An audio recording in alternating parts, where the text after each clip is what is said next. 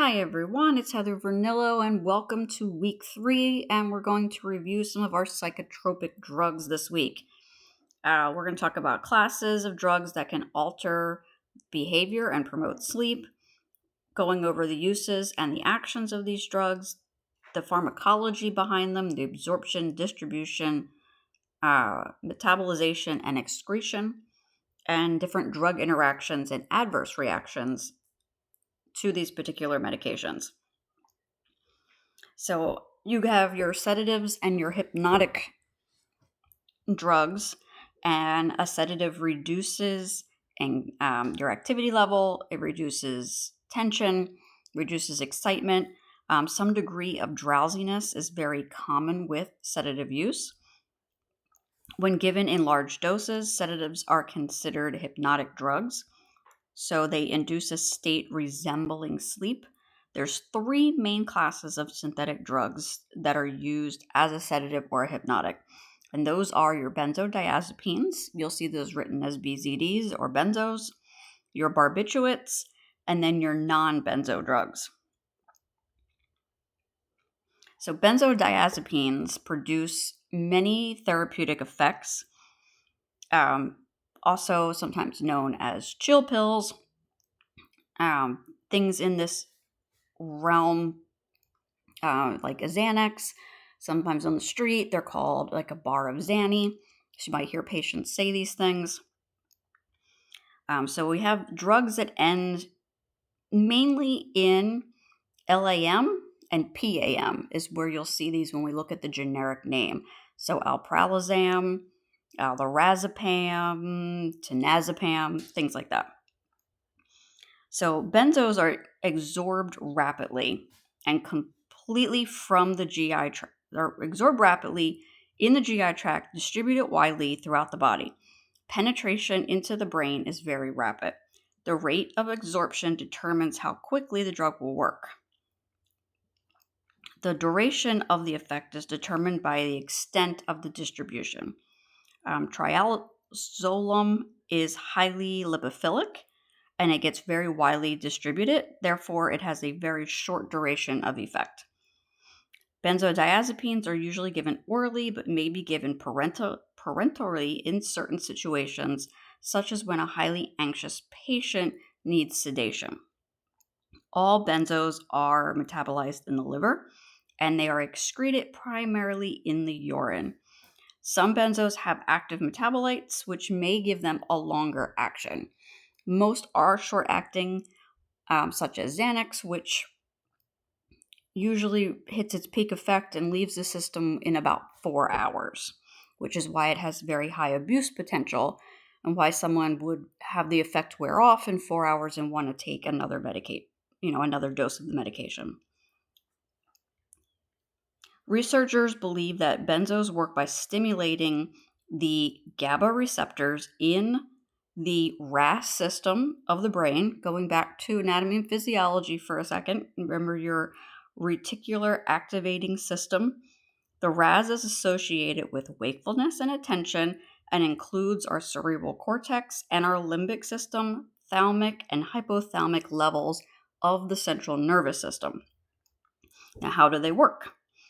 The speed of impulses from the presynaptic neuron across the synapse is influenced by the amount of chloride that is in that postsynaptic neuron.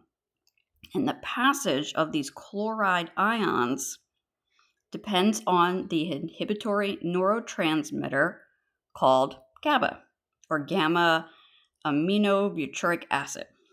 When GABA is released from that neuron, it travels across the synapse, it binds with a GABA receptor, and this binding opens the chloride channel, allowing the chloride ions to flow into the neuron, causing the nerve impulses to then slow down. When given in higher doses, benzodiazepines can induce sleep, probably because they depress that RAS system in the brain. Benzodiazepines increase total sleep time and produce a reduced number of awakenings. In most cases, benzodiazepines don't decrease the time spent in REM. It Sorry, I had a cough for a second.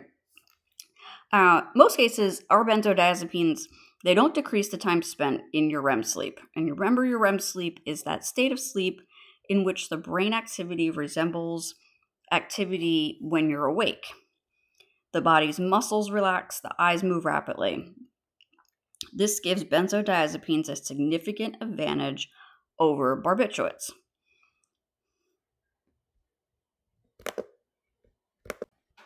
So let's talk about one of the most popular benzos, which is alprazolam or Xanax. The action of this medication is that it enhances or facilitates the action of that GABA. It acts at the limbic, the thalamic, and the hypothalamic levels of that central nervous system, which produce an anxiolytic, a sedative, hypnotic, skeletal muscle relaxant, and anticonvulsant effect, which leads to central nervous system depression. Indications of use are for anxiety and panic disorders. Nursing considerations is that we're going to monitor the patient for adverse reactions, such as drowsiness, dry mouth, diarrhea, or constipation. This drug is not recommended for long-term use, and we don't want patients to withdraw from the drug abruptly because seizures could result. Now, pharmacotherapeutics, remember that's how the drugs are used, include relaxing the patient before surgery or a procedure. So if someone's going in for LASIK eye surgery, they might get a dose of Xanax prior to going in. Someone who is claustrophobic might get a dose before they have to go into an MRI machine. They can treat insomnia. We can treat alcohol withdrawal symptoms, treat different seizure disorders, and promote skeletal muscle relaxation. For drug interactions, unless it's another CNS depressant like alcohol, there are few drugs that actually interact with benzos. Triazolam may be affected by drugs that could inhibit the particular cytochrome that drug works on. Something maybe like in the mycin family, same things that affect methadone, erythromycin and ketoconazole. Those could cause a longer QT on an EKG. When benzos are taken with other CNS depressants, the result is an enhanced sedative or a depressant effect. So that can reduce level of consciousness, reduce muscle coordination, could cause respiratory depression and death. Hormonal contraceptives may reduce the metabolism of some of the benzos, which could increase the risk of toxicity. So adverse reactions, what could happen when you're taking benzos? Amnesia, fatigue, muscle weakness, mouth dryness, nausea, vomiting, dizziness, and ataxia. And benzodiazepines with a longer half-life or active metabolite could accumulate and cause adverse effects in our elderly patients and should be avoided. And if they have to be used in the elderly population, we're going to start the patient at the lowest dosage possible. So doing our nursing process, starting with assessment, what are things that you think you would assess for? Patient's anxiety before therapy and after. In the patient receiving repeated or prolonged therapy, we want to monitor liver, kidney, and hematopoietic function tests. We want to assess for adverse reactions and drug interactions, and we want to make sure that they have knowledge of their drug therapy. Key nursing diagnoses would be anxiety related to patient's condition, risk for injury related to the sedation, and deficient knowledge related to drug therapy. Our planning stage of the nursing process, we will have the patient state that their anxiety is reduced. The risk of injury to the patient will be minimized. Patient and his family will demonstrate an understanding of the drug therapy.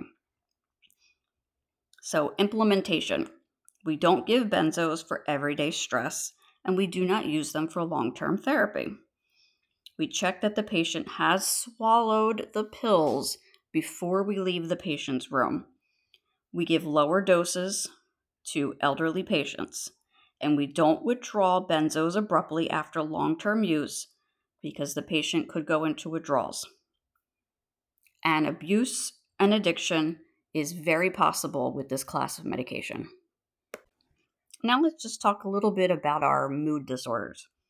Now we have unipolar disorders, and this is categorized by periods of clinical depression and are generally treated with SSRIs, which are selective serotonin reuptake inhibitors, MAOI inhibitors, and TCAs, or tricyclic antidepressants. And two poles, or bipolar, is characterized by alternating periods of manic behavior and clinical depression. Generally treated with antipsychotics and things like lithium or anticonvulsants like Depakote. SSRIs were developed to treat depression with fewer adverse effects, and they're chemically different from TCAs and MAOIs. Some of the most common SSRIs you are going to encounter in your clinical setting are citalopram, escitalopram, fluoxetine, fluvoxamine, paroxetine, and sertraline. SSRIs are absorbed almost completely after oral administration and are very highly protein bound. They are primarily metabolized in the liver and excreted in the urine. And SSRIs, just like the name says, inhibits the reuptake of the neurotransmitter serotonin.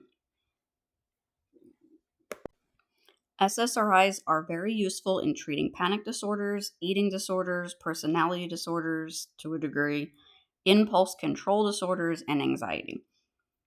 For example, paroxetine is indicated for social anxiety disorder, and fluoxetine is approved for the treatment of bulimia. Fluoxetine and sertraline are approved for the treatment of premenstrual dysphoric disorder, and many of them have an indication to treat obsessive compulsive disorder.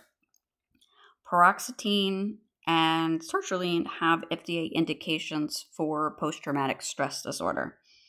And drug interactions with SSRIs are associated with their ability to competitively inhibit a liver enzyme that is responsible for the oxidation of numerous drugs.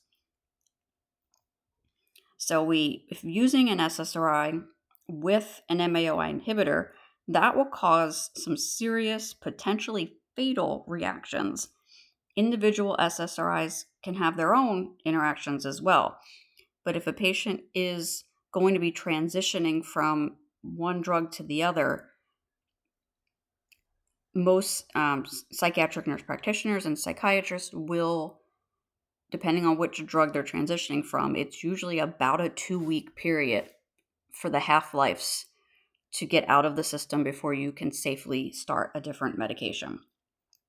And if you've ever read the back of any over-the-counter medication, there's always a warning on there saying, do not take this if you are taking an MAOI.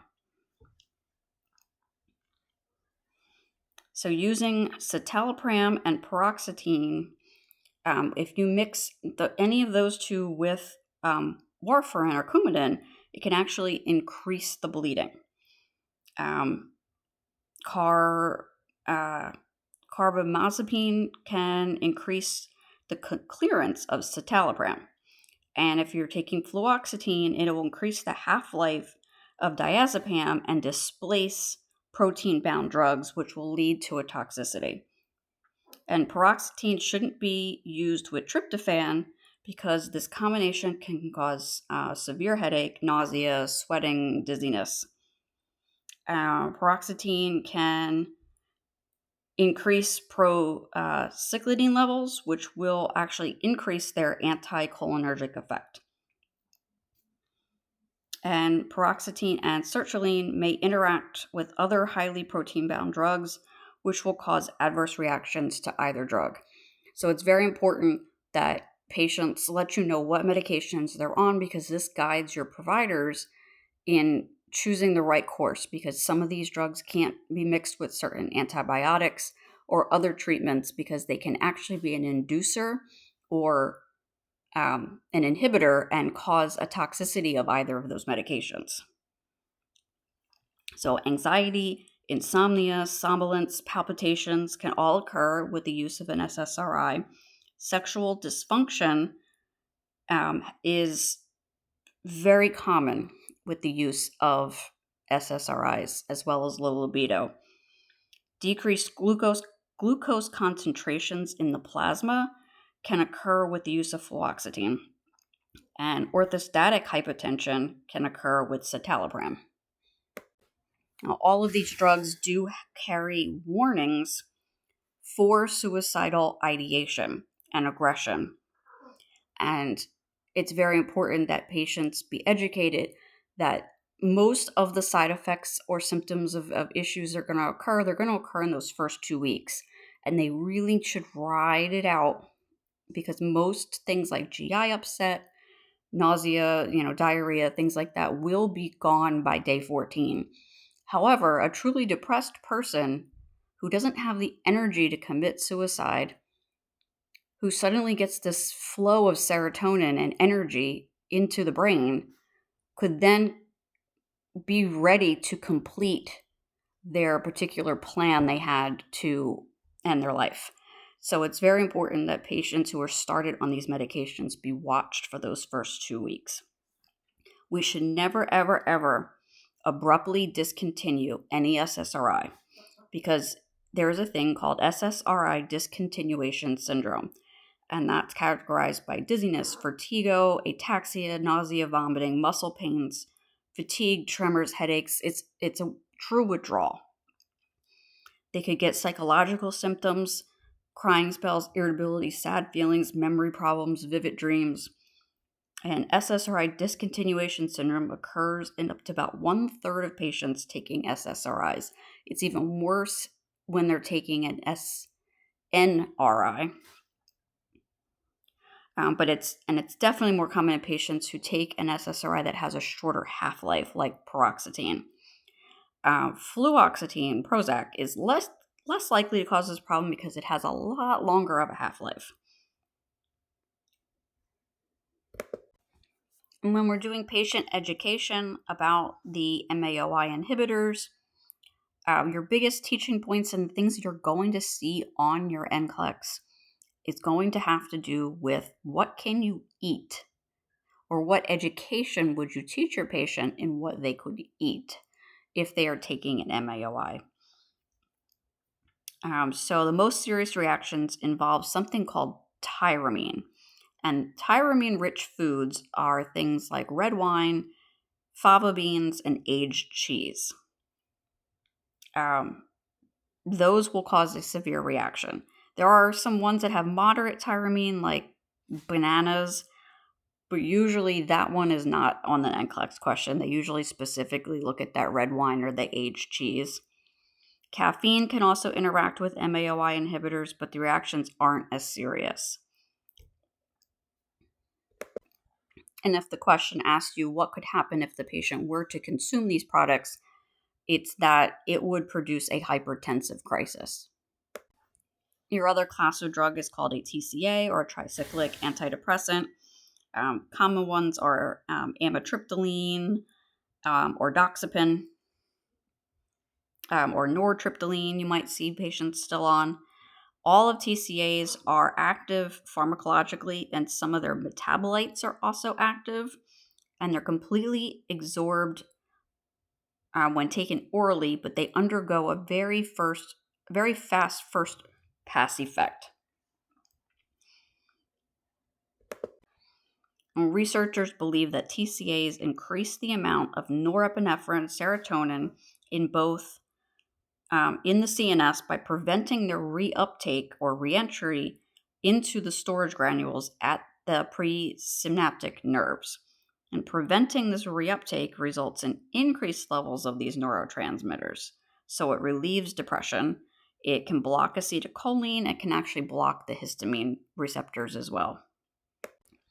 And TCAs are very helpful when they're paired with a mood stabilizer in treating acute episodes of depression in somebody with bipolar 1 disorder, because SSRIs can actually make a bipolar patient manic. So we don't tend to use SSRIs in our bipolar patients. TCAs have also been used to treat migraine disorder, urinary incontinence, ADHD, obsessive compulsive disorder, diabetic neuropathy, or panic disorder with agoraphobia. Patient teaching, we want to make sure that patients are not taking in alcohol when they are on TCAs. We want to make sure they understand the risks and the benefits of the therapy, and that the full therapeutic effect actually takes several weeks. And we don't want them to abruptly stop. We don't want them to mix this with a lot of over-the-counter drugs without seeking approval first from their prescriber. Excessive exposure to sunlight, heat lamps, tanning beds could actually cause burns or hyperpigmentation of the skin. If they're diabetic, they need to monitor their glucose level carefully, because the TCAs can alter it. And they can really cause some severe dry mouth. So we need patients to maybe chew sugarless gum or suck on ice chips, hard candy, or use artificial saliva or biotin drops. And there are a few outlier drugs that don't fall into any of these classes, like trazodone. You should know things about trazodone because it can increase serum levels of digoxin and phentoin in your patients. If it's used with antihypertensive drugs, it could actually cause hypotensive effects. And there's also CNS depression, which would be enhanced if trazodone is administered with another CNS depressant.